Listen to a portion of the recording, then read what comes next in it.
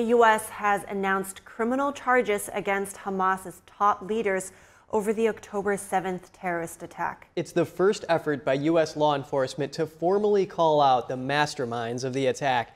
The complaint names 6 defendants. 3 of the Hamas leaders charged are dead. U.S. prosecutors say more than 40 U.S. citizens were among those murdered in the Hamas attack on Israel last year. They say at least 10 American citizens were taken hostage or remain unaccounted for. A statement from the Justice Department named Yahya Sinwar as the current leader of the U.S. designated terror group. Officials believe Sinwar is still hiding in the Gaza Strip. A DOJ official said yesterday the charges were first filed in February but kept under seal. He says that was in case the department had a chance to arrest any of the defendants. The complaint spans several decades of alleged Hamas terrorist acts. And today's Jeremy Sandberg has a summary of the indictment. The criminal complaint against Hamas's top leaders was unsealed in a federal court in New York City Tuesday. The indictment describes a series of terror conspiracies starting in 1997 and focuses in part on the October 7th terrorist attack. The complaint says Hamas sent more than 2,000 armed terrorists into Israel that day, when terrorists murdered roughly 1,200 people and took more than 250 civilians hostage. The 6 defendants are facing 7 charges in total.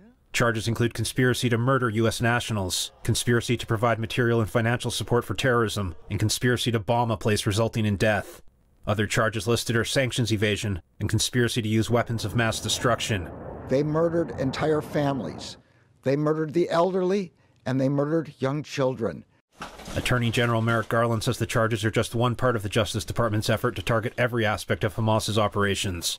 This weekend, we learned that Hamas murdered 6 more hostages, including Hirsch Goldberg Poland, a 23-year-old Israeli American.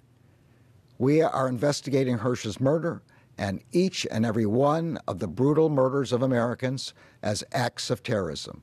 The complaint says Hamas terrorists weaponized sexual violence against women, including rape and genital mutilation during the October 7th attack on Israel last year. It also accuses Iran and Hezbollah of providing financial support and weapons, including rockets used in the attack. U.S. officials say at least one person who they didn't name is expected to be brought to New York for prosecution. A Justice Department official said Tuesday after the death of Hamas leader Ismail Haniyeh in Iran and recent developments in the region, it was no longer necessary to keep the indictment under seal. The Iranian regime has blamed Israel for Haniyeh's death and vowed to retaliate. Israeli officials have not claimed responsibility. Jeremy Sandberg, NTD News.